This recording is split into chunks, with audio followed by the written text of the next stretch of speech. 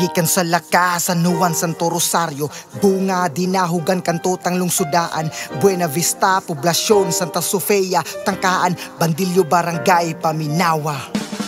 Ang atong lungsod, Padre Burgos, sila mo'y nagpasaka, hinungdan, kung nagpasa pagsugod di paasa. Makita madungog, tunay unod ang plataporma, higala ko sunod tong isulod, ublete kulpa. Ubanan pa sa mga kaubang bulawanon, sigurado mas hayag pa sa bulang kaugmaon. Ang atuang matagamtaman mga kaburgosano, ni padayon ang nasugdan para sa akong kalambuan. Sa pagpadayon magubanta, Padre Burgos, isa ka, ang kalambuan. Haon mga katawan, higugmaon na to. Paning kamutan na nga magkabot na to puhon, pinaagisa Pobete kulpa, Pobete kulpa.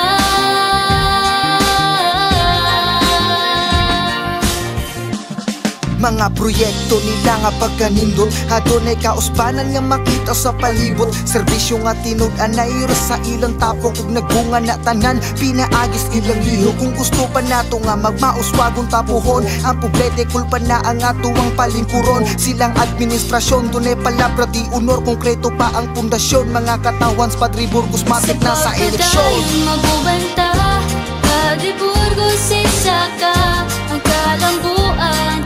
Haon mga katawan, higugmaon na to. Paning kamutan na nga magkabot na to puhon, pinaagisa Poblete kulpa,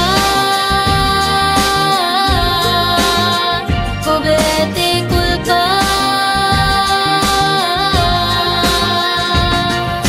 Ang atong mayor Fritchie Poblete, ang Vice Mayor Herme Culpa, ang ilang kaubanan sa sanggunian na bayan, ug atong ipasundayag ug kinigi pangunahang Sander Muda, si Pok Bactindon, Freds Culpa, Brian Hilles, Attorney Mabil, Kristen Cuevas, Engineer Sam Verge, Monte de Ramos. Silang tanan ang atuang kandidato, mauni grupo nga pinakasulido. Adunay planong trabahong positibo, labaw pa sa tanan, dunay kahadlok sa Ginoo.